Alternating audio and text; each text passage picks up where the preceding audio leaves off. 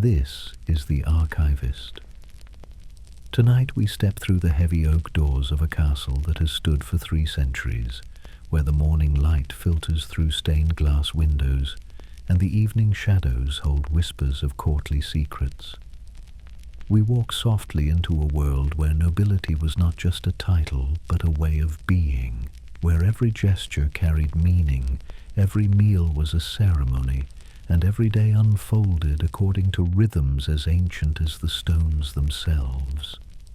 The scroll unfolds now, and we discover what it truly meant to live when honor was currency, courtesy was art, and even the smallest decisions rippled through halls lined with tapestries that remembered everything. In the hour before dawn, when the castle still held the deep quiet of night, I found myself standing in a chamber that spoke of both comfort and responsibility.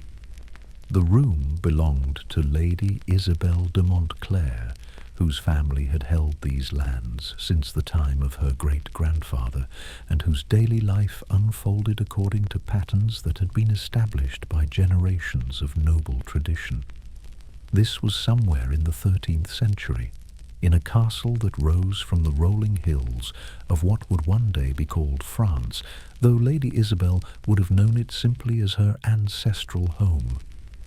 The castle was not the fairy tale structure of later imagination, but a working fortress that served as both residence and administrative centre for the vast estates that surrounded it.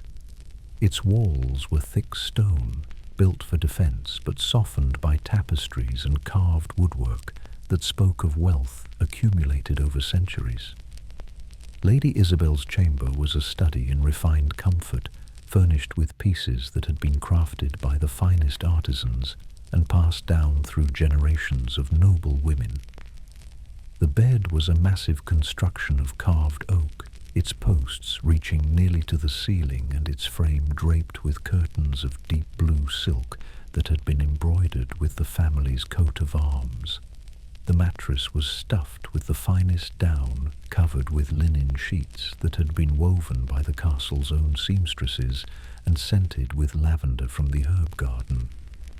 But it was not luxury for its own sake that defined this space. It was the careful attention to detail that marked every aspect of noble life. The rushes that covered the stone floor had been changed just yesterday, mixed with herbs that would release their fragrance when walked upon. The candles that provided light were made of the finest beeswax, their flames steady and bright, casting a warm glow over walls that were painted with scenes of courtly life and decorated with tapestries that told stories of ancient heroes and noble deeds. The awakening of a medieval noble was not the hurried rising of common folk who had work to do before the sun was fully up. Instead, it was a gradual ceremonial process that began with the gentle stirring of servants who had been waiting in the antechamber for the first signs that their lady was ready to begin her day. These servants were not mere workers, but members of the household who had been chosen for their discretion, their skill, and their understanding of the complex protocols that governed noble life. The first to enter was Marie, Lady Isabel's personal maid, a woman of middle years who had served the family since she was a girl, and who understood her mistress's needs and preferences as well as she understood her own.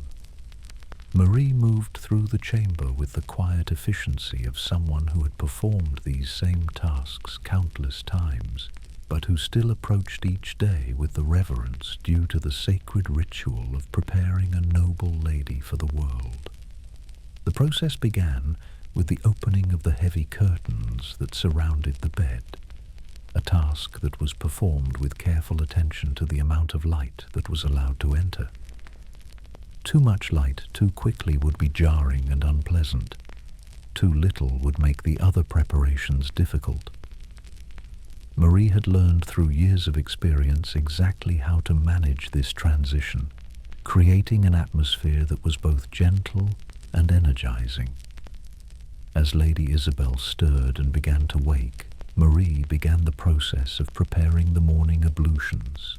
Water was brought in silver ewers that had been warmed by the kitchen fires, poured into basins that were made of the finest ceramic and decorated with patterns that matched the family's heraldic colors.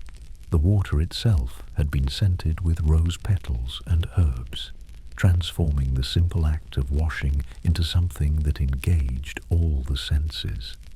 The washing was performed with the same attention to ceremony that marked all aspects of noble life.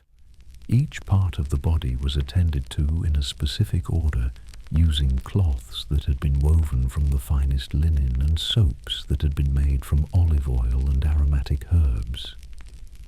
This was not just cleanliness for its own sake, but purification that prepared the body to receive the elaborate clothing that would mark Lady Isabel's status and role in the world. But perhaps most significant was the way this morning ritual served to transition Lady Isabel from the private person who had slept through the night to the public figure who would spend her day fulfilling the obligations and expectations that came with her noble birth. As she washed and was attended by her servants, she was not just cleaning her body, but preparing her mind and spirit for the complex social interactions that would fill the hours ahead. The selection of clothing was itself a form of communication, a way of signaling to the world Lady Isabel's status, her mood, her intentions for the day. The garments that were laid out for her consideration had been chosen not just for their beauty or comfort, but for their appropriateness to the day's planned activities and their ability to convey the proper messages to those who would see her. The undergarments were made of the finest linen, soft against the skin, but also practical in their design. Over these went layers of clothing that built up the elaborate silhouette that was fashionable among the nobility of the time. The kirtle, a long dress that formed the foundation of the outfit, was made of wool that had been dyed a deep green and decorated with embroidery that had taken months to complete. Over this went a surcoat of silk that had been imported from distant lands, its surface shimmering in the candlelight and its cut designed to display the wealth and taste of its wearer. But it was not just the garments themselves that mattered. It was the way they were worn, the accessories that completed the ensemble, the subtle details that marked the difference between mere wealth and true nobility. The belt that encircled Lady Isabel's waist was made of leather that had been tooled with intricate patterns and fitted with a buckle of silver that bore the family's coat of arms. The jewelry that adorned her neck and wrists was not ostentatious, but carefully chosen to complement the colors and textures of her clothing while displaying the appropriate level of magnificence. The arrangement of Lady Isabel's hair was perhaps the most complex part of the morning preparation, requiring the skills of servants who had been trained in the elaborate styles that were fashionable among the nobility. The hair was first brushed with brushes made of the finest boar bristles, then arranged in patterns that required the use of pins, ribbons, and small ornaments that had been crafted specifically for this purpose. The final result was not just beautiful, but symbolic, a visual representation of the order, discipline, and refinement that were supposed to characterize noble life. As the morning preparation neared completion, Lady Isabel began to receive the first visitors of the day, members of her household who needed to consult with her about the management of the castle and its estates. These consultations were not hurried business meetings, but formal audiences that followed protocols that had been established over generations. Each visitor was announced by a page, received according to their rank and the nature of their business, and dismissed with the courtesy due to their station. The matters that were discussed during these morning audiences ranged from the practical to the ceremonial. There were reports from the steward about the condition of the crops and the collection of rents from the tenant farmers. There were requests from the chaplain about arrangements for upcoming religious festivals. There were messages from other noble families about social obligations and political alliances that needed to be maintained. But even these business discussions were conducted according to the elaborate codes of courtesy that governed all noble interactions. Each conversation was a careful dance of respect and hierarchy, with every word chosen not just for its practical meaning, but for its ability to maintain the proper relationships between the participants. Lady Isabelle listened to each report with the attention due to important matters, asked questions that demonstrated her understanding and concern, and made decisions that reflected both practical wisdom and the obligations of her noble status. As the morning audiences concluded and Lady Isabelle prepared to begin the more public aspects of her day, I could see how the elaborate morning ritual had served its purpose. She had been transformed from a private individual into a public figure, prepared not just in her appearance, but in her mind and spirit for the complex social and political challenges that would fill the hours ahead. She had received the information she needed to make informed decisions about the management of her estates, and she had demonstrated to her household the attention and care that were expected of a responsible noble. The dawn of privilege was complete, and Lady Isabelle was ready to take her place in the intricate social machinery of medieval noble life. She had been dressed, groomed, and prepared according to standards that had been refined over generations, and she carried with her the confidence that came from knowing that she was properly equipped to fulfill the expectations that society placed upon those of her rank and station. As the morning light strengthened and began to filter through the tall windows of the great hall, I discovered that even the simple act of eating the morning meal had been transformed by noble tradition into something approaching a sacred ritual. The breaking of the fast was not merely about satisfying hunger, but about demonstrating the order, hierarchy, and refined sensibilities that were supposed to characterize life among the nobility. The great hall itself was a marvel of medieval architecture and decoration, its high ceiling supported by massive wooden beams that had been carved with intricate patterns and painted in colors that caught and reflected the morning light. The walls were lined with tapestries that told stories of heroic deeds and courtly romance, their rich colors and complex designs serving not just as decoration, but as displays of the family's wealth and cultural sophistication. The tables that filled the hall were arranged according to a careful hierarchy that reflected the social order of the castle community. At the head of the hall, on a raised platform called the dais, stood the high table where Lady Isabelle and her family would take their places. This table was covered with the finest linen, set with silver plates and goblets that caught the light and threw it back in brilliant flashes, and decorated with arrangements of flowers and herbs that had been gathered from the castle's gardens. Below the dais, arranged in careful order, were the tables where the various members of the household would sit according to their rank and function. The knights and men-at-arms who served the family had their own table, positioned to show their importance while maintaining the proper distance from their noble employers. The upper servants, the steward, the chaplain, the master of the hunt, had places that reflected their administrative responsibilities.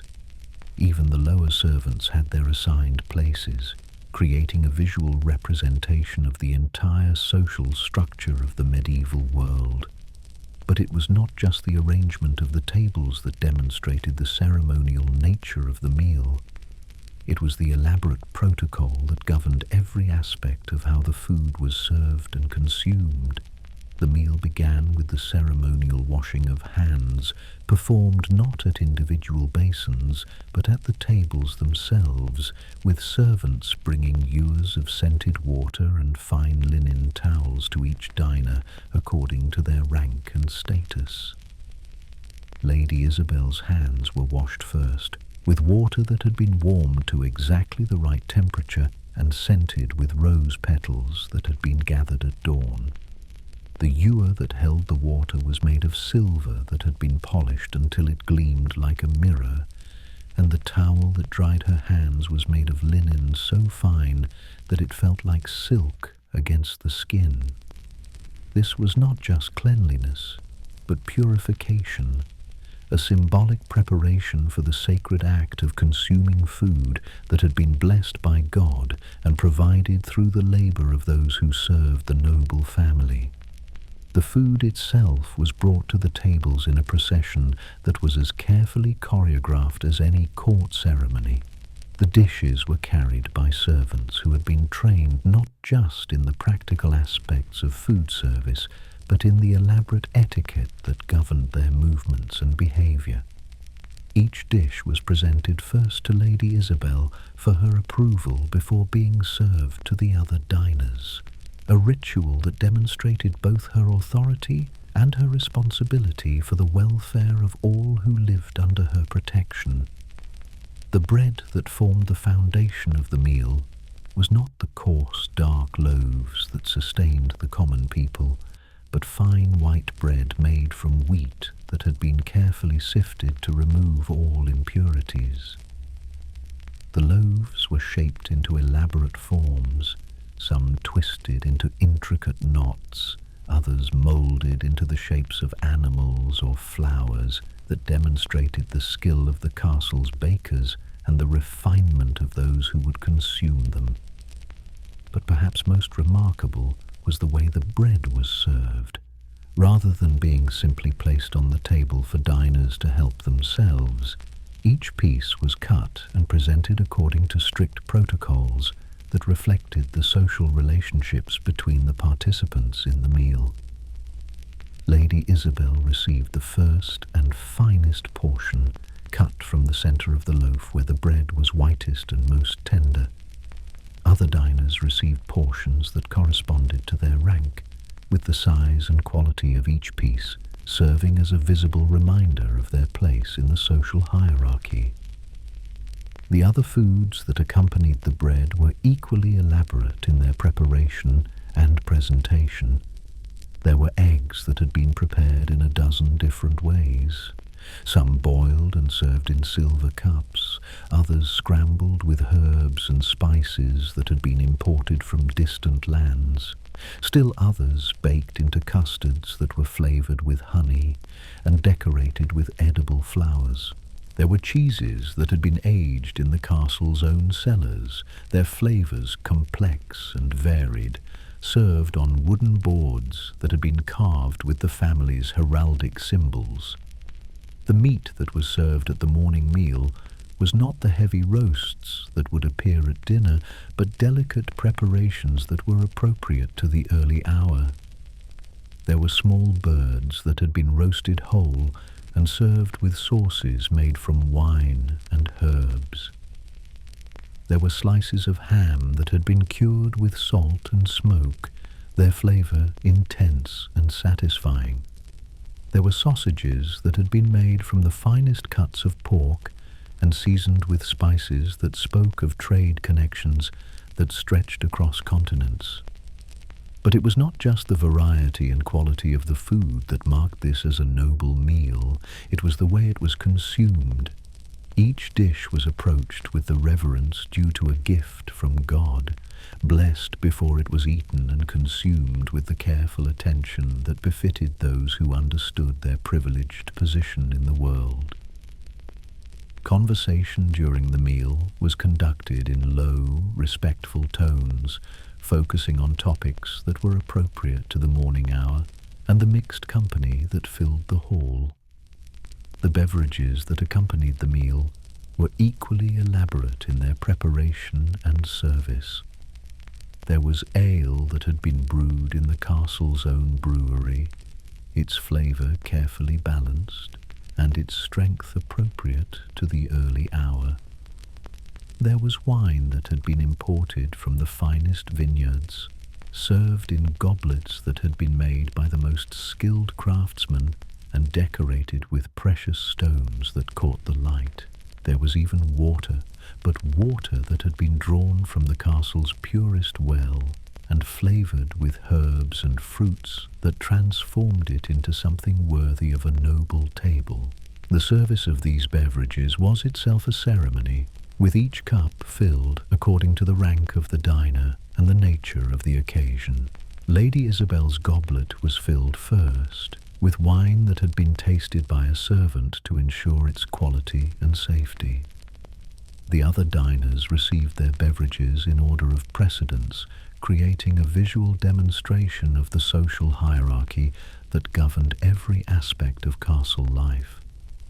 As the meal progressed, I began to understand that what I was witnessing was not just the consumption of food, but the daily reinforcement of the social bonds and hierarchies that held medieval society together. Every gesture, every protocol, every carefully observed precedence served to remind all participants of their place in the world and their obligations to those above and below them in the social order. The conversation that accompanied the meal was equally structured and purposeful. Lady Isabel received reports from various members of her household about the day's planned activities and any matters that required her attention or decision. These reports were delivered with the formal courtesy that was expected in such settings, but they also served the practical purpose of keeping the lady of the castle informed about all aspects of the complex enterprise that was medieval noble life. There were discussions of the weather and its implications for the agricultural work that was the foundation of the castle's wealth.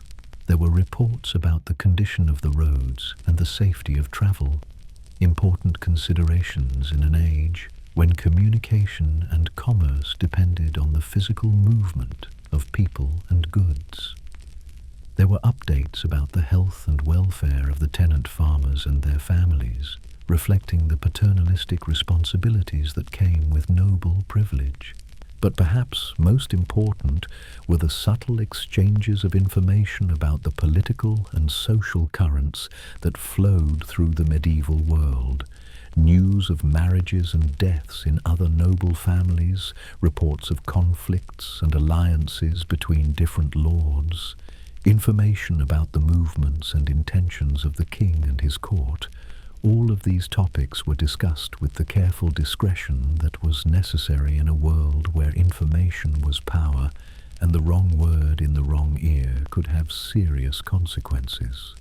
As the meal drew to its conclusion, the same ceremonial attention was paid to its ending as had marked its beginning. Hands were washed again, this time to remove the traces of the meal and to symbolically cleanse the participants for the activities that would follow. Prayers of thanksgiving were offered, acknowledging the divine source of the abundance that had been enjoyed and asking for continued blessings on the household and its endeavours. The clearing of the tables was performed with the same careful attention to protocol that had marked the serving of the meal. Each dish was removed in the proper order, each piece of silver was carefully cleaned and stored, each scrap of food was disposed of according to established customs that ensured nothing was wasted and that the poor who depended on the castle's charity would receive their proper share. As Lady Isabel rose from her place at the high table and prepared to begin the more public aspects of her day, I could see how the elaborate morning meal had served purposes that went far beyond simple nourishment. It had reinforced the social hierarchies that governed castle life, provided a forum for the exchange of important information, and demonstrated the wealth, power, and cultural refinement that justified the noble family's privileged position in society. The ceremony of breaking fast was complete, but its effects would resonate throughout the day. The bonds between lady and household had been strengthened, the proper relationships between different ranks had been affirmed, and all participants had been reminded of their roles in the complex social machinery that was medieval noble life. Lady Isabelle had fulfilled one of her most important daily obligations, the maintenance of the ceremonial and social structures that held her world together. As the morning meal concluded and the great hall began to empty of diners, I followed Lady Isabelle to a chamber that served as the administrative heart of her domain, the solar, a private room where the serious business of governing a medieval estate was conducted with the same careful attention to protocol and tradition that marked every aspect of noble life. The solar was a more intimate space than the great hall, but no less impressive in its demonstration of wealth and power. The walls were lined with wooden panels that had been carved with intricate designs and polished until they gleamed in the light from the tall windows.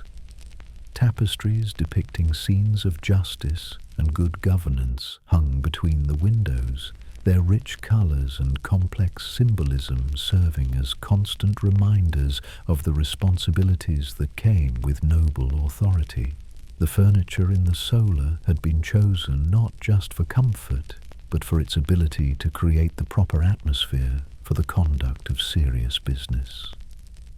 There was a large oak table, its surface worn smooth by generations of use, where documents could be spread out and examined. There were chairs with high backs and carved arms that provided both comfort and dignity for those who sat in them. There were chests and cabinets where important papers and valuable objects could be stored safely and securely. But perhaps most significant was the chair that served as Lady Isabelle's seat of authority, a throne-like construction of carved oak that had been passed down through generations of the family and that bore the symbols of their hereditary rights and responsibilities. When Lady Isabelle took her place in this chair, she was not just sitting down to conduct business, but assuming the role of judge, administrator, and protector that had been granted to her family by ancient custom and royal charter. The first order of business was the hearing of petitions from the tenants and vassals who looked to Lady Isabelle for justice and protection. These petitions covered a wide range of issues, from disputes over property boundaries to requests for permission to marry, from complaints about unfair treatment to appeals for help in times of hardship. Each petition was heard with the careful attention that was due to those who had placed their trust in the noble family's protection. The petitioners themselves represented the full spectrum of medieval society. There were prosperous farmers who held substantial holdings and who approached Lady Isabelle as fellow landowners, albeit of much lower rank. There were craftsmen from the nearby town who needed her permission to establish new workshops or to change the terms of their trade agreements. There were poor widows who had no one else to turn to for help in their distress, and young men who sought her blessing for their plans to marry or to take up new occupations. Each petitioner was received according to protocols that had been established over generations of noble governance. They were announced by a herald who proclaimed their names and the nature of their business. They were required to approach Lady Isabelle's chair with the proper gestures of respect and submission. They were given the opportunity to state their cases fully and clearly, but they were also expected to do so with the deference that was appropriate to their station.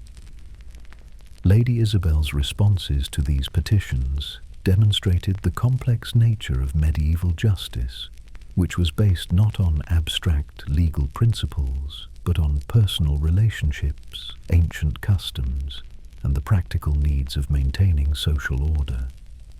Her decisions were informed by her knowledge of the individuals involved, her understanding of local customs and traditions, and her awareness of the broader political and economic forces that affected her domain. In one case, she was asked to settle a dispute between two farmers over the ownership of a piece of land that lay between their holdings. The case had been simmering for months, with each farmer claiming that his family had worked the land for generations and that he had the right to its exclusive use. Lady Isabelle listened carefully to both sides of the argument, examined the evidence that each farmer presented, and consulted with her steward about the historical records that might shed light on the matter. Her final decision was based not just on the legal merits of each claim, but on her understanding of what would best serve the interests of the community as a whole. She awarded the disputed land to one of the farmers, but required him to compensate the other for the improvements he had made to the property. She also established clear boundaries that would prevent similar disputes in the future, and she warned both men that any further conflicts would result in more severe penalties. Another petition came from a young woman who sought permission to marry a man from a neighboring village. In the medieval world, such marriages required the approval of the lord or lady who held authority over the parties involved, both because marriage affected the economic relationships within the community and because it could have implications for the military service that was owed to the noble family. Lady Isabelle questioned the young woman carefully about her intended husband, his family background, his economic prospects, and his reputation in his own community. She also consulted with her own advisors about the political implications of the marriage and its potential effects on the relationships between different villages within her domain. After careful consideration, she granted her permission for the marriage, but she also established conditions that would ensure the young woman's welfare and protect the interests of her own community. Perhaps most challenging was a petition from a group of merchants who sought permission to establish a new market in one of the towns within Lady Isabelle's domain. The establishment of markets was a matter of great economic and political importance, as it could affect trade patterns, tax revenues, and the relationships between different communities. The merchants argued that a new market would bring prosperity to the region and increase the tax revenues that flowed to Lady Isabelle's treasury. But the petition was opposed by merchants from other towns who feared that a new market would draw business away from their own enterprises. They argued that the region could not support another market and that the establishment of one would lead to economic hardship and social unrest. Lady Isabelle found herself in the difficult position of having to balance competing economic interests while maintaining the social harmony that was essential to effective governance. Her solution demonstrated the sophisticated understanding of economics and politics that was required of successful medieval nobles. She granted permission for the new market, but she limited the days on which it could operate and the types of goods that could be sold there. She also established regulations that would prevent unfair competition and ensure that all merchants had reasonable opportunities to prosper. Finally, she created a system of fees and taxes that would provide her with revenue while not being so burdensome as to discourage trade.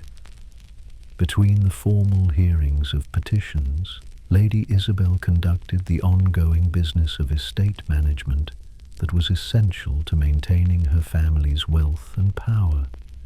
She met with her steward to review the accounts that recorded the income and expenses of her various properties.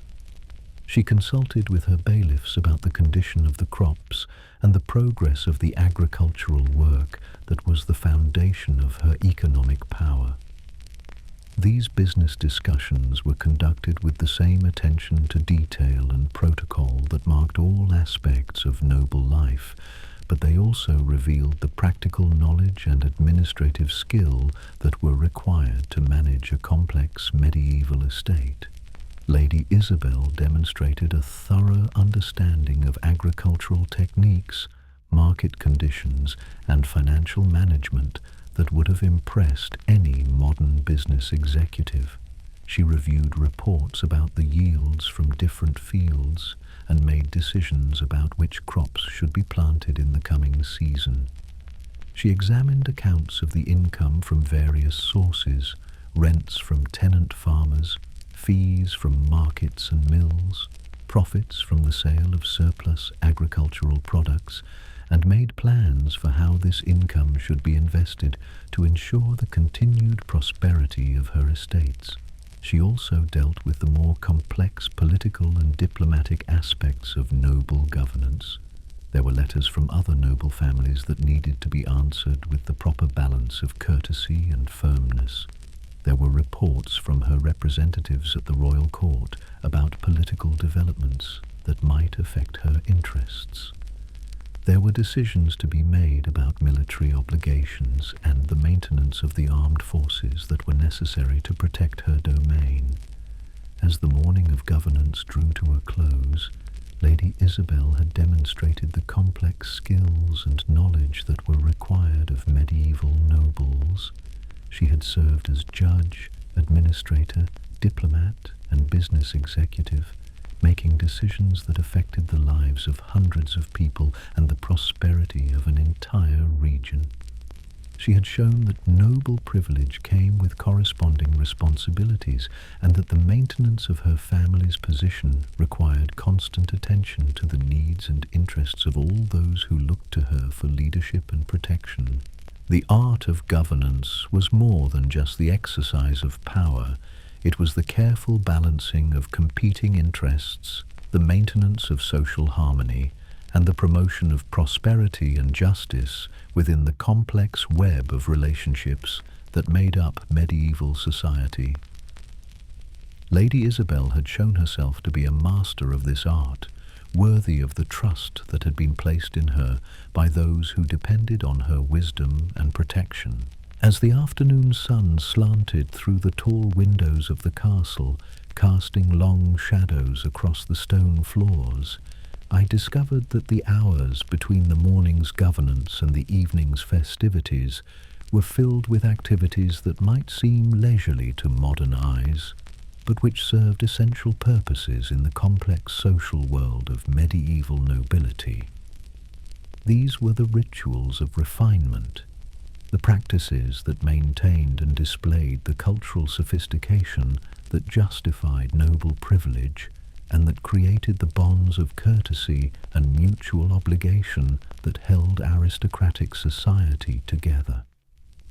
Lady Isabelle's first destination after the morning's administrative duties was the castle's chapel, a jewel of medieval architecture that had been built by her grandfather and decorated by the finest artists of his generation. The chapel was not large, but every surface spoke of devotion and wealth. The walls were painted with scenes from the lives of saints. The windows were filled with stained glass that cast rainbow patterns on the floor, and the altar was adorned with vessels of gold and silver that caught the light and seemed to glow with their own inner radiance. The afternoon prayers were not the elaborate ceremonies that marked the great religious festivals, but intimate devotions that allowed Lady Isabelle to fulfill her spiritual obligations, while also demonstrating the piety that was expected of those in positions of authority. She was joined in the chapel by other members of the household, her personal servants, some of the knights who served her family, and any guests who might be staying at the castle.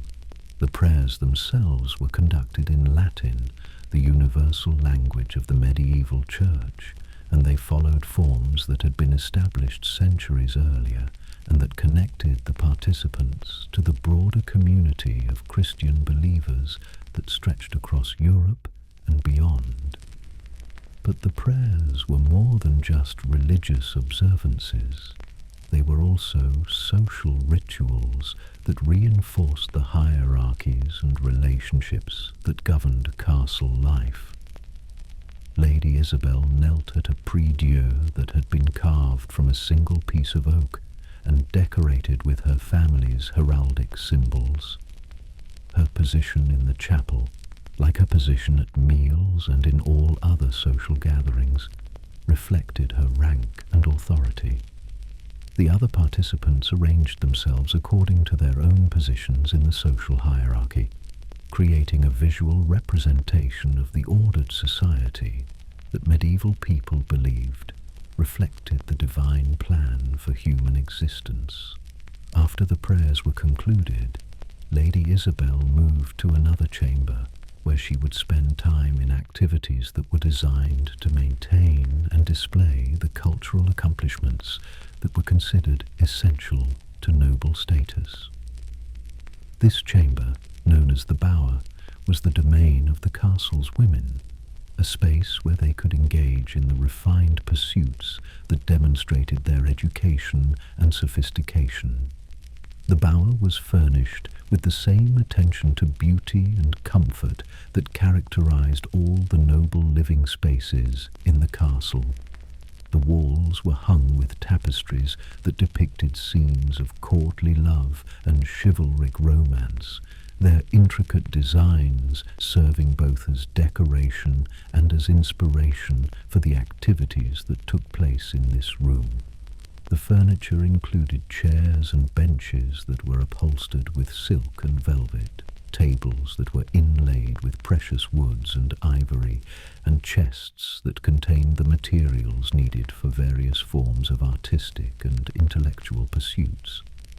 The centerpiece of the bower was a large embroidery frame where Lady Isabelle and her companions worked on a tapestry that would eventually hang in the great hall. This tapestry was not just a decorative object, but a work of art that would tell the story of the family's history and achievements for generations to come. The design had been carefully planned to include heraldic symbols, historical scenes, and allegorical figures that would communicate important messages about the family's values and aspirations. The work of creating this tapestry required skills that had taken years to develop and that were considered among the highest accomplishments of medieval women.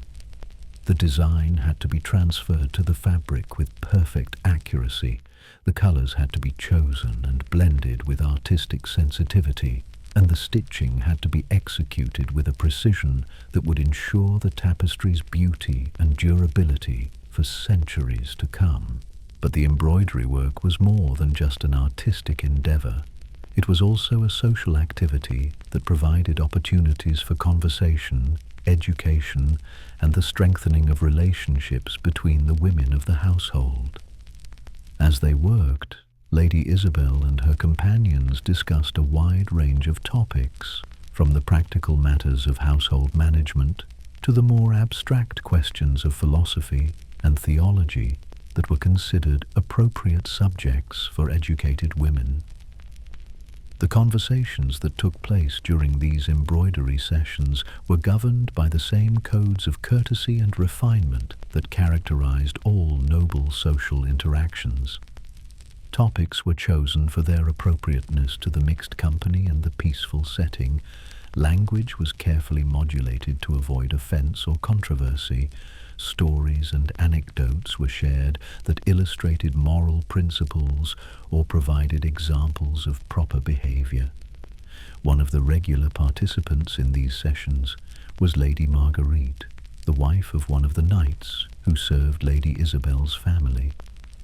Lady Marguerite was known for her skill in music and poetry, and she often entertained the group with songs and recitations that had been composed by the troubadours and minnesingers who travelled from court to court, spreading the ideals of courtly love and chivalric romance. The music that Lady Marguerite performed was not the simple folk songs that entertained the common people, but sophisticated compositions that required considerable skill to perform and education to appreciate. The songs told stories of noble knights who performed great deeds in service to their ladies, of lovers who remained faithful despite great obstacles, and of heroes who embodied the virtues that were most admired in medieval society. The performance of these songs was itself a form of education, as the stories they told provided models of proper behavior and examples of the ideals that were supposed to guide noble conduct. The themes of courtly love, in particular, served to refine and elevate the relationships between men and women in aristocratic society, creating standards of courtesy and devotion that distinguished noble behavior from the cruder interactions of the lower classes. Another regular activity in the bower was the reading and discussion of books, a pursuit that was still relatively rare in the medieval world, but that was considered essential to the education of noble women. The books that were available in Lady Isabel's library included religious texts, classical works that had been preserved from ancient times, and more recent compositions that dealt with subjects ranging from history and philosophy to romance and adventure. The reading of these books was not a solitary activity, but a social one that provided opportunities for discussion and debate about the ideas and values they contained. Lady Isabel and her companions would take turns reading aloud from selected passages, then engage in conversations about the meanings and implications of what they had heard. These discussions were conducted with the same intellectual rigor that characterized scholarly debates in the universities, but they were also informed by the practical experience and social wisdom that came from living at the center of medieval political and economic life. The books themselves were precious objects, hand-copied by scribes and illuminated by artists who had devoted their lives to the preservation and beautification of knowledge. Each book was a work of art in itself, with decorated initial letters, elaborate border designs, and miniature paintings that illustrated the text and added to its beauty and meaning. The possession of such books was a mark of wealth and culture, and their careful preservation was considered a sacred duty that connected the present generation to the wisdom of the past and ensured its transmission to the future. As the afternoon progressed, the activities in the bower were occasionally interrupted by visitors who came to pay their respects to Lady Isabel or to conduct business that required her attention. These visits were conducted according to the elaborate protocols of medieval courtesy, with each visitor received according to their rank and the nature of their business. Some visitors came simply to maintain the social relationships that were essential to medieval political life. These might include the wives of other noble families who came to exchange news and gossip, to arrange marriages between their children, or simply to demonstrate their continued friendship and alliance.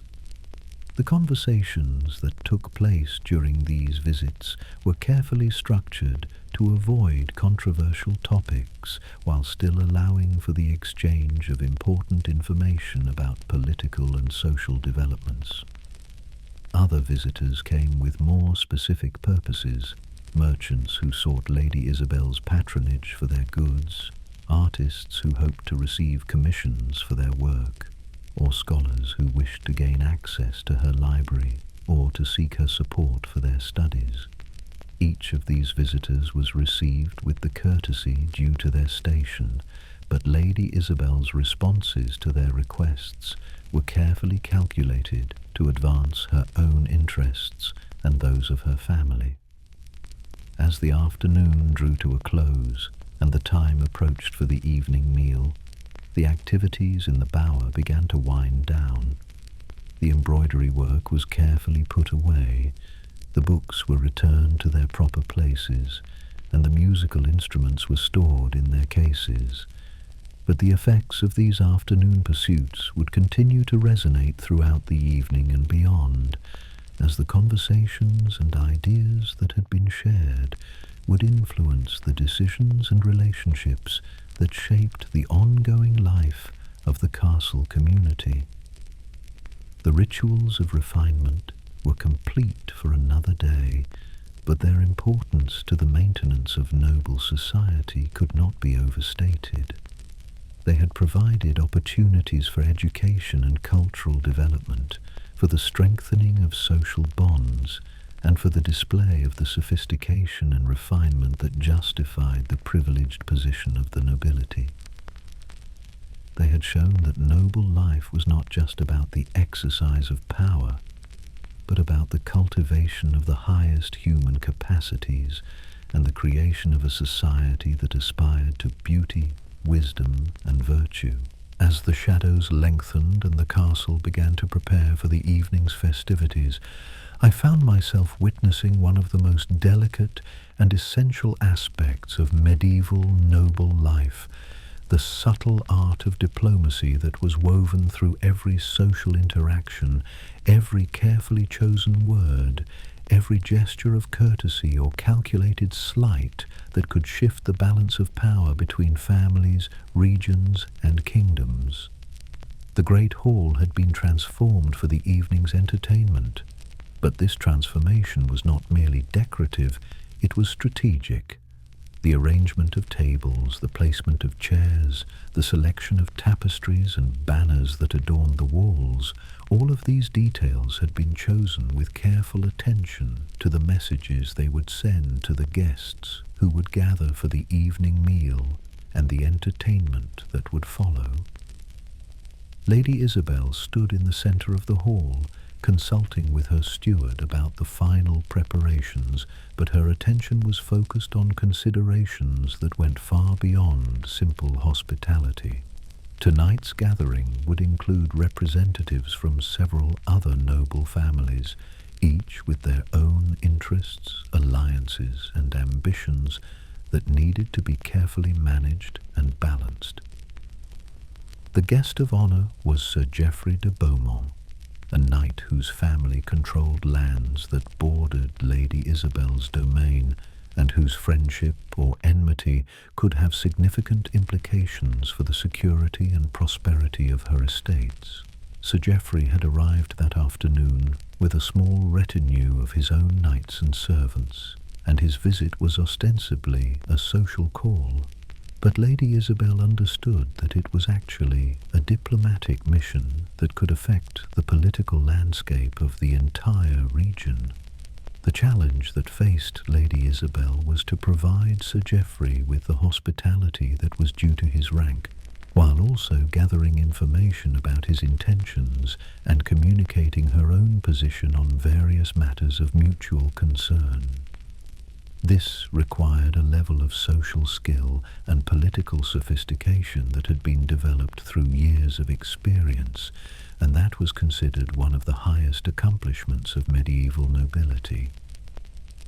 The evening began with the formal reception of guests in the solar, where Lady Isabelle received each visitor according to the protocols that governed such occasions. Sir Geoffrey was announced with the full ceremony due to his rank, and he approached Lady Isabel's chair with the measured steps and formal gestures that demonstrated his understanding of courtly etiquette. The exchange of greetings between Lady Isabelle and Sir Geoffrey was a masterpiece of diplomatic communication, with each word and gesture carefully chosen to convey multiple layers of meaning. On the surface, their conversation was simply the polite exchange of pleasantries between social equals, but beneath this veneer of courtesy lay a complex negotiation about territorial boundaries, trade agreements, and military alliances that could affect the lives of thousands of people.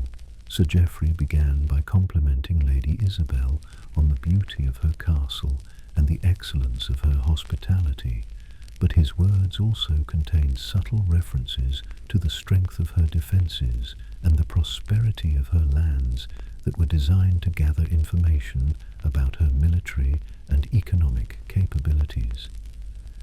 Lady Isabel responded with equal grace, thanking him for his kind words while making her own observations about the fine appearance of his retinue and the evident prosperity of his own estates. As the conversation continued, both participants began to probe more directly into matters of mutual interest.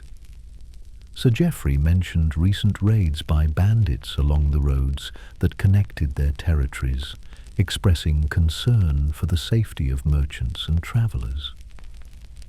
His words were carefully chosen to suggest that cooperation between their forces might be necessary to address this threat, but they also implied that he was aware of the economic importance of these trade routes and might be prepared to take action to control them if necessary. Lady Isabel responded by acknowledging the seriousness of the bandit problem and expressing her willingness to cooperate in addressing it, but she also made it clear that she considered the protection of the roads to be primarily her responsibility and that she had the resources and determination to handle the situation independently if necessary. Her words were diplomatic, but they contained a clear warning that any attempt to encroach on her territory would be met with resistance. The conversation was interrupted by the arrival of other guests, each of whom had to be received with the appropriate ceremony and integrated into the complex web of social and political relationships that was being woven in the solar. There was Lady Eleanor de Montfort, whose family had ancient ties to Lady Isabel's house, but who was also known to be ambitious and potentially unreliable. There was Brother Thomas, a learned monk who served as an unofficial ambassador for the local bishop and whose presence indicated that ecclesiastical interests were also at stake in the evening's proceedings. Each new arrival changed the dynamics of the gathering, requiring Lady Isabel to adjust her approach and to manage multiple conversations and relationships simultaneously.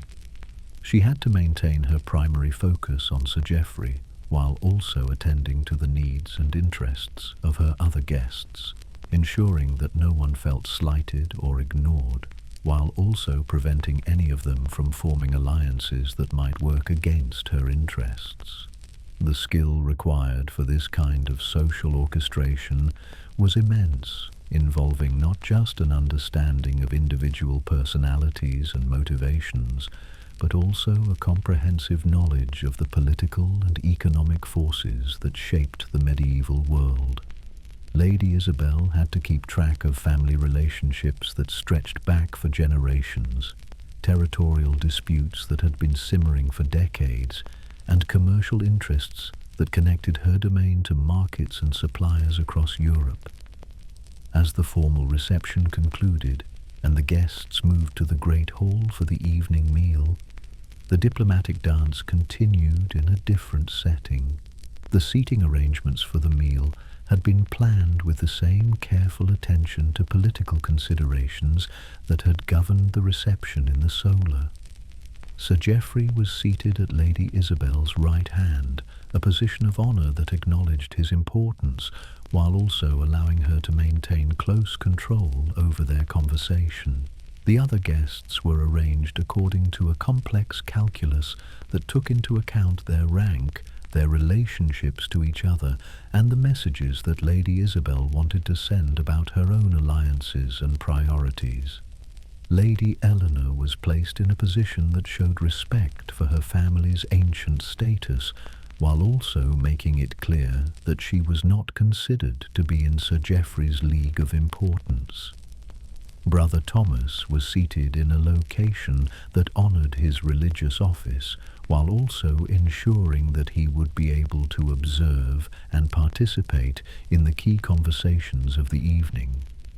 The meal itself became another arena for diplomatic maneuvering, with each course providing opportunities for conversation and each toast offering chances to make political statements.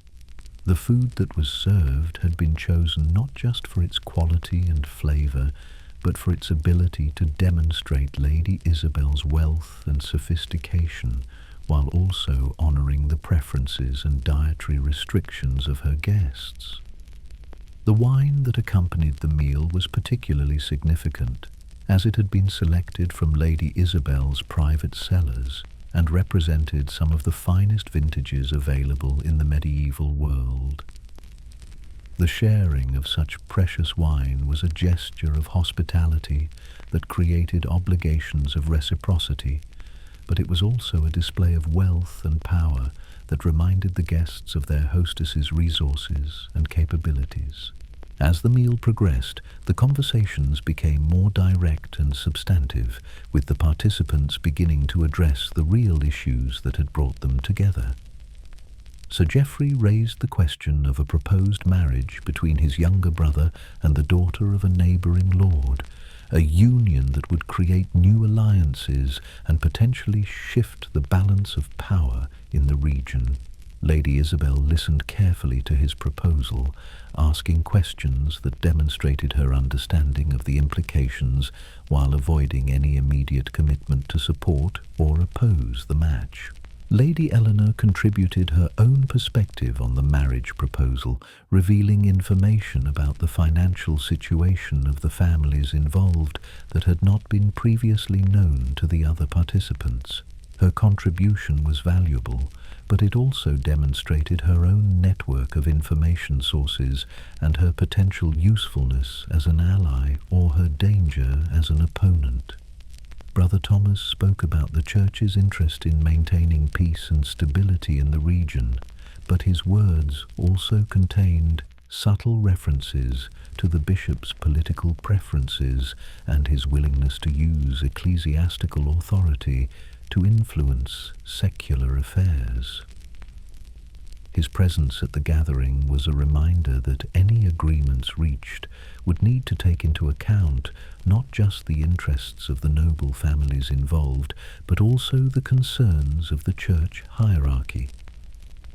As the evening wore on and the wine continued to flow, the conversations became more relaxed and personal, but they also became more revealing. The participants began to share information about their families, their financial situations, and their political concerns that would not have been disclosed in more formal settings.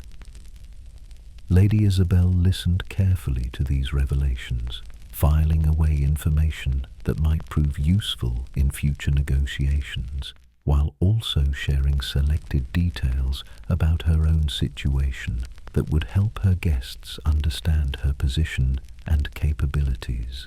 The entertainment that followed the meal provided additional opportunities for diplomatic communication. The musicians who performed had been chosen not just for their skill, but for their repertoire of songs that celebrated the values and achievements that Lady Isabel wanted to emphasize. The stories told by the troubadours contained messages about loyalty, honor, and the proper relationships between lords and vassals that were designed to influence the thinking of the guests. Even the dancing that concluded the evening's festivities served diplomatic purposes, as the selection of partners and the order of dances provided opportunities to honor particular guests, to demonstrate alliances, and to send subtle messages about social and political relationships. Lady Isabel danced first with Sir Geoffrey, a gesture that acknowledged his importance while also allowing her to continue their private conversation in a setting that appeared purely social. As the evening drew to a close and the guests began to retire to their chambers, Lady Isabel could reflect on a successful exercise in medieval diplomacy. She had gathered valuable information about the intentions and capabilities of her neighbors. She had communicated her own position on various issues without making commitments that might prove disadvantageous, and she had strengthened some relationships while carefully managing others that might prove problematic. The dance of diplomacy was never truly finished, as each interaction created new possibilities and new challenges that would need to be addressed in future encounters. But Lady Isabel had demonstrated the skills and knowledge that were essential to survival and success in the complex political world of medieval nobility, showing that the maintenance of power required not just military strength and economic resources, but also the subtle arts of social manipulation and political negotiation that could turn potential enemies into allies and transform conflicts into opportunities for mutual benefit. As the formal entertainment of the evening wound down and the great hall began to empty of its more casual occupants, I observed how the truly important business of medieval court life often took place in the quieter moments that followed the public ceremonies. The evening's gentle conspiracies were about to begin, those intimate conversations and private negotiations that would shape the political landscape far more than any grand pronouncement or public declaration. Lady Isabel moved with practiced grace through the process of bidding farewell to those guests who would be departing that evening, while subtly indicating to others that their presence would be welcome for more private discussions. The art lay in making these distinctions without causing offense, in creating opportunities for confidential conversation without appearing to exclude or slight those who were not invited to participate. Sir Geoffrey was among those who lingered, and Lady Isabel guided him toward a smaller chamber adjacent to the great hall, a room that was furnished for intimate conversation and that provided the privacy necessary for discussions that could not take place in more public settings. The chamber was lit by candles rather than the torches that illuminated the great hall, creating an atmosphere that was both more comfortable and more conducive to the kind of delicate negotiations that were about to unfold. The conversation that began in this private setting was markedly different from the formal exchanges that had taken place during the evening's public festivities. Here, away from the eyes and ears of the larger gathering, Sir Geoffrey and Lady Isabel could speak more directly about their mutual interests and concerns, though even in this intimate setting their words were carefully chosen and their meanings often conveyed through implication rather than direct statement. Sir Geoffrey began by expressing his genuine admiration for the way Lady Isabel had managed her estates since inheriting them from her father, acknowledging the challenges that faced any woman who attempted to exercise authority in the male-dominated world of medieval politics. His words were complimentary, but they also served to establish his recognition of her competence and his willingness to treat her as an equal in their negotiations. Lady Isabel responded graciously to his compliments, but she also used the opportunity to make it clear that her success had been based on careful planning, strong alliances, and the loyalty of those who served her. Her words were modest, but they contained a subtle warning that any attempt to take advantage of her supposed weakness would be met with well-organized resistance. The conversation gradually moved toward more specific matters of mutual concern. Sir Geoffrey raised the question of the disputed border territory that lay between their estates, a piece of land that had been claimed by both families for generations, but that had never been definitively settled.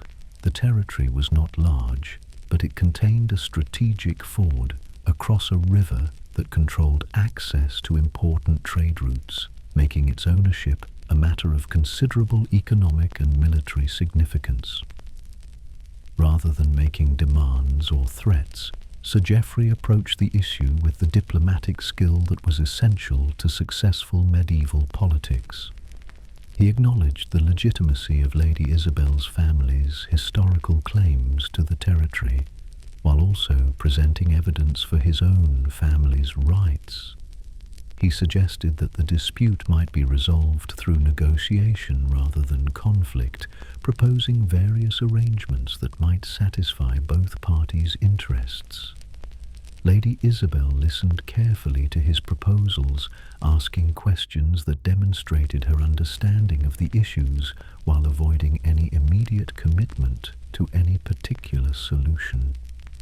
She recognized that Sir Geoffrey's willingness to negotiate was itself significant, as it suggested that he preferred to resolve the dispute peacefully rather than risk the costs and uncertainties of military action.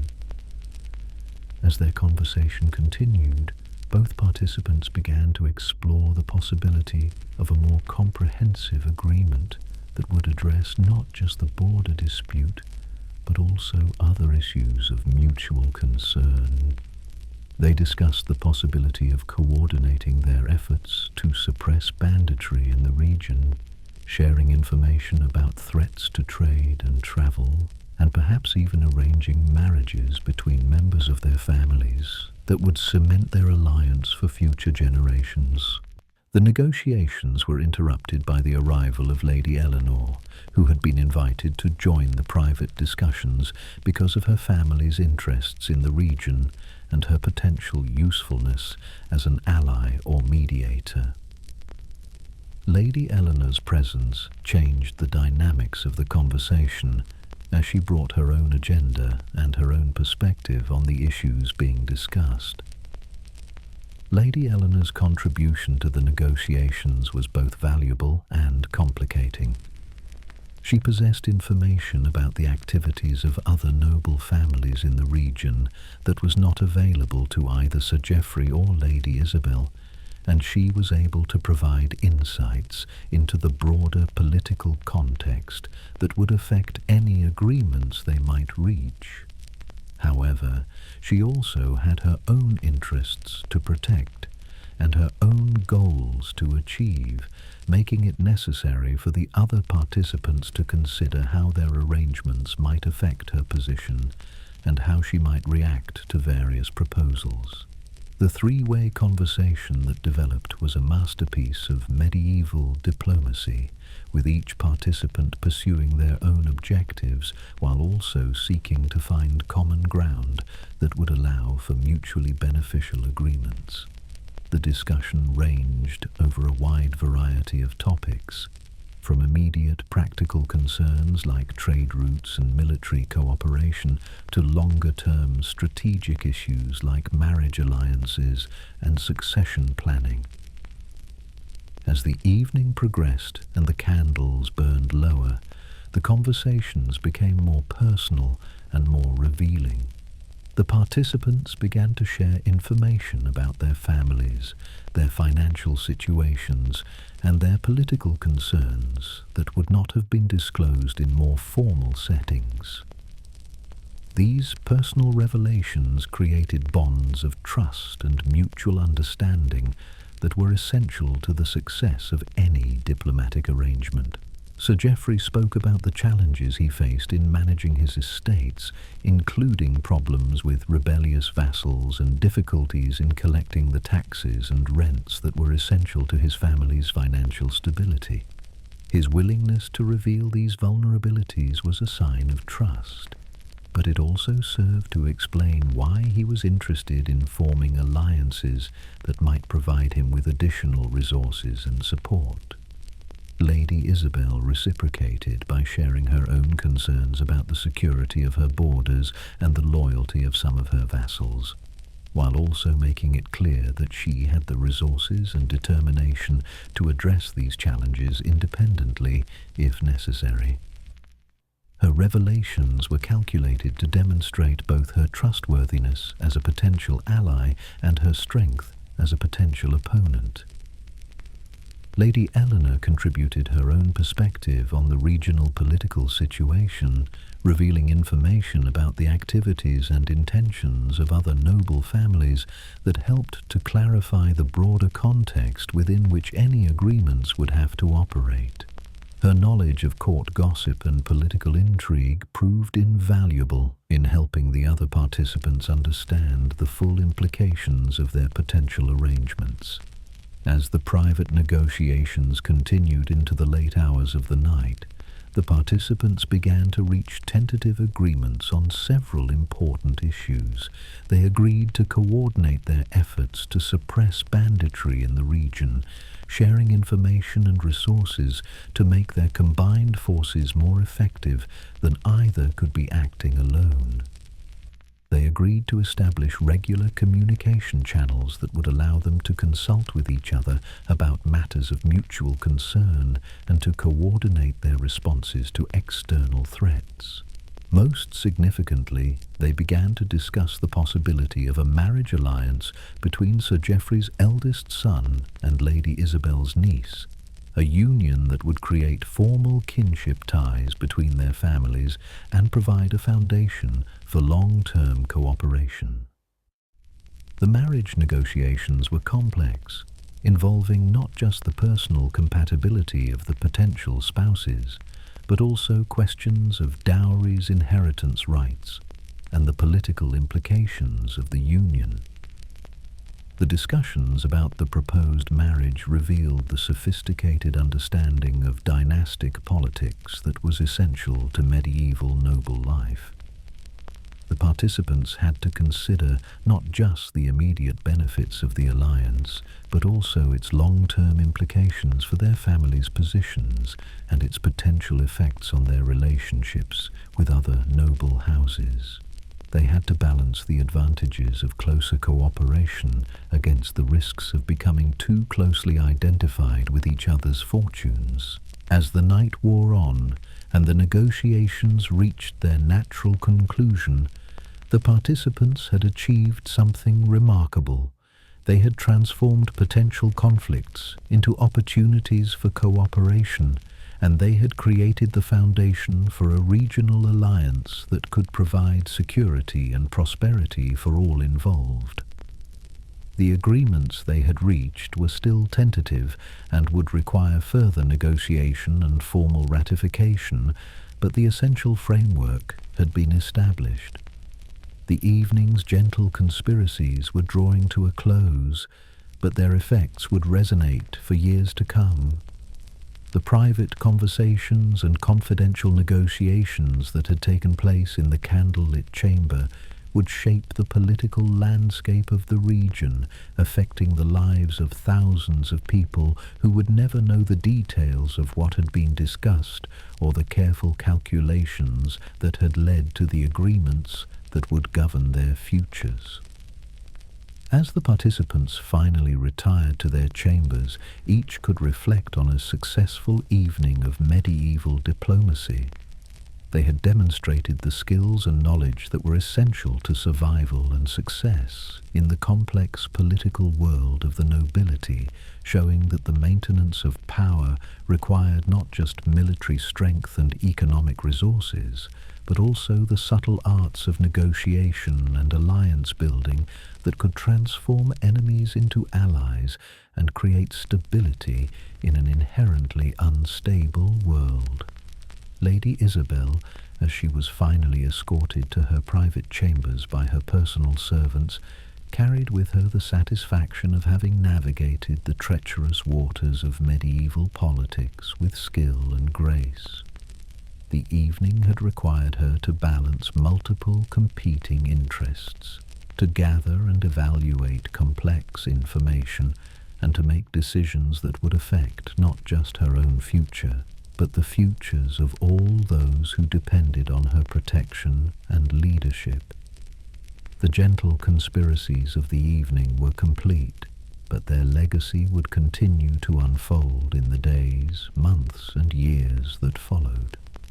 The seeds of alliance that had been planted in the quiet conversations of the night would grow into formal agreements that would reshape the political landscape of the region, creating new possibilities for peace and prosperity, while also establishing new challenges and obligations that would test the wisdom and skill of all involved. As the castle settled into the deep quiet of night and the last echoes of conversation faded from the stone corridors, I found myself following Lady Isabelle to her private chambers, where the public figure who had spent the day managing estates, conducting diplomacy, and maintaining the complex social relationships of medieval nobility could finally set aside her ceremonial roles and exist, however briefly, as a private individual. The transition from public to private life was marked by rituals that were as carefully observed as any of the day's more formal ceremonies. Lady Isabel's personal servants, led by the faithful Marie, began the process of helping their mistress shed the elaborate clothing and accessories that had marked her status throughout the day. Each garment was removed with the same careful attention that had been paid to its selection and arrangement in the morning, with every piece cleaned, examined for damage, and stored according to established procedures that would ensure its preservation for future use. The removal of the heavy silk surcoat, with its intricate embroidery and precious metal threads, was followed by the unlacing of the fitted kirtle that had shaped Lady Isabel's silhouette throughout the day. The jewellery that had adorned her neck and wrists was carefully cleaned and returned to the locked chests where the family's treasures were kept safe from theft or damage. Even the elaborate arrangement of her hair was dismantled with care, each pin and ribbon removed and stored in its proper place. But this process of undressing was more than just the practical necessity of preparing for sleep. It was a symbolic shedding of the burdens and responsibilities that came with noble status. As each layer of clothing was removed, Lady Isabelle seemed to become more relaxed, more natural, more like the private person who existed beneath the public role she had played throughout the day. The chamber where this transformation took place was the most private space in the castle, furnished not for display or ceremony but for comfort and personal reflection.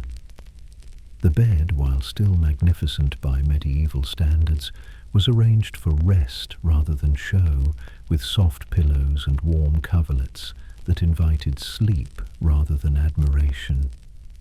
The other furniture in the room, chairs, tables, chests, was chosen for utility and comfort rather than for its ability to impress visitors. The lighting in the chamber was softer and more intimate than in the public spaces of the castle. Instead of the bright torches and elaborate candelabra that illuminated the great hall and solar, Lady Isabel's private chamber was lit by a few carefully placed oil lamps that cast a warm, golden glow over the familiar objects that surrounded her. The light was sufficient for the activities of preparing for sleep, but dim enough to create an atmosphere of peace and tranquility. As her servants completed their tasks and withdrew to their own quarters, Lady Isabelle was left alone with her thoughts for the first time since the early morning hours. This solitude was precious and rare in the medieval world, where privacy was a luxury that even the nobility could rarely afford. The demands of managing estates, maintaining relationships, and fulfilling social obligations meant that most of Lady Isabel's waking hours were spent in the company of others, always conscious of the need to maintain her dignity and authority. But now, in the quiet of her private chamber, she could allow herself to reflect on the events of the day without the need to maintain any particular image or to consider the reactions of others to her thoughts and feelings. She could examine her decisions and their likely consequences, consider the information she had gathered and its implications for future actions, and simply exist as a human being rather than as a symbol of noble authority. The day had been successful by most measures. The morning's administrative sessions had resolved several important issues and had demonstrated her competence as a manager of complex affairs. The afternoon's social activities had strengthened important relationships and had provided opportunities for the cultural refinement that was expected of her class. The evening's diplomatic negotiations had advanced her family's interests and had created new possibilities for beneficial alliances. But success in medieval politics was always temporary and always fragile. The agreements reached in the evening's private conversations would need to be formalized and implemented, processes that would require continued attention and careful management. The relationships that had been strengthened during the day would need to be maintained through ongoing correspondence and periodic visits.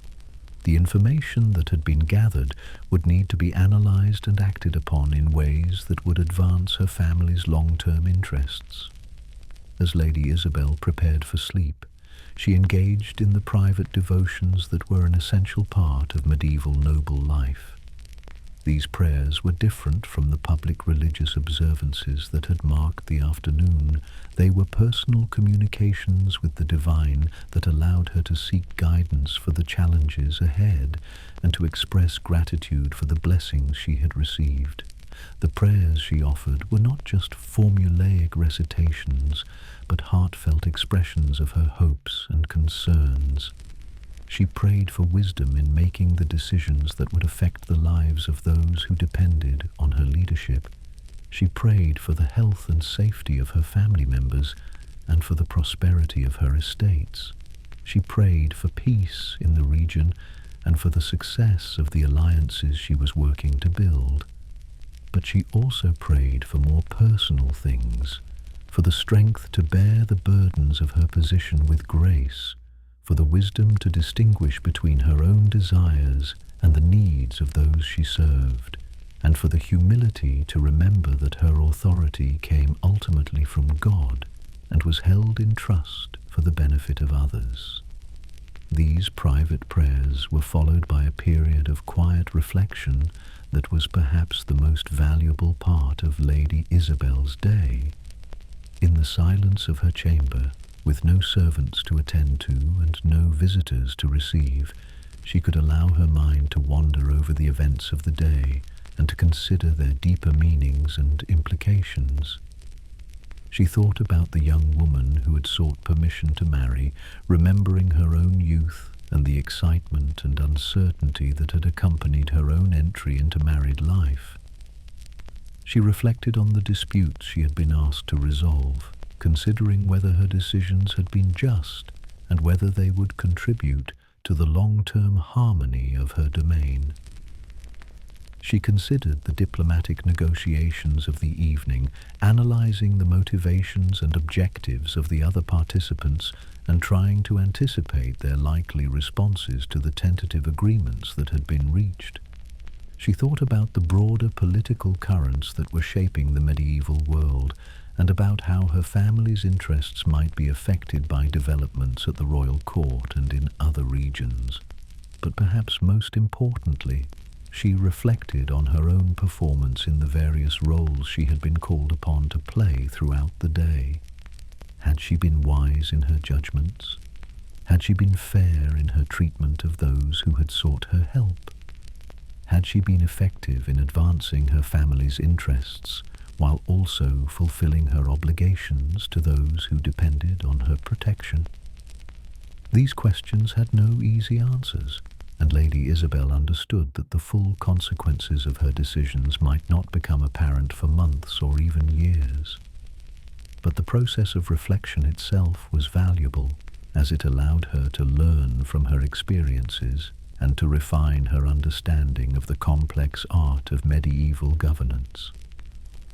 As the night deepened and the castle settled into complete silence, Lady Isabelle finally allowed herself to prepare for sleep. The physical exhaustion of the day's activities was matched by the mental fatigue that came from hours of careful attention to complex social and political dynamics. Sleep was not just a physical necessity, but a respite from the constant vigilance that was required of those who held positions of authority in the medieval world. But even as she settled into her bed and allowed her body to relax, Lady Isabel's mind continued to work on the problems and opportunities that would face her in the days ahead. The medieval world was unpredictable and dangerous, and survival required constant preparation for challenges that might arise without warning. The quiet hours of reflection were drawing to a close, but their value extended far beyond the immediate peace they provided.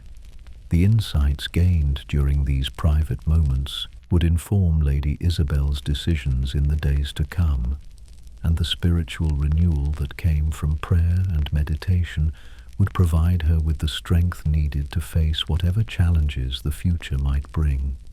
As sleep finally claimed her, Lady Isabel could rest in the knowledge that she had fulfilled her obligations for another day, that she had advanced her family's interests while also serving the needs of those who depended on her leadership, and that she had maintained the delicate balance between personal desires and public responsibilities that was essential to successful medieval governance. The day was complete, but the ongoing work of medieval nobility would resume with the dawn, bringing new challenges and new opportunities that would test all the skills and wisdom that Lady Isabel had developed through years of experience in the complex world of medieval politics and society. The scroll is closed now, the room is quiet, the candles are low. We have walked beside those who understood that nobility was not just a birthright, but a burden, who knew that every privilege came with corresponding obligations, that every comfort was balanced by responsibility, and that the true measure of aristocracy lay not in what one possessed, but in how faithfully one served those who depended on their protection and wisdom. Their castles have crumbled to romantic ruins, their elaborate ceremonies have faded to historical curiosities, but the wisdom they carried, the understanding that leadership requires constant vigilance, that diplomacy is often more powerful than force, that the greatest victories are won not on battlefields, but in quiet chambers where patient negotiation transforms enemies into allies. This wisdom echoes still in the corridors of power, where decisions are made that shape the lives of many.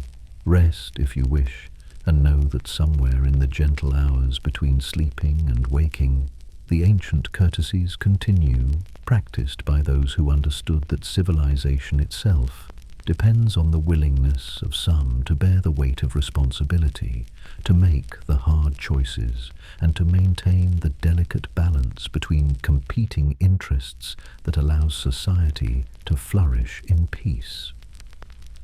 Until next time, this has been Yawn Through Time.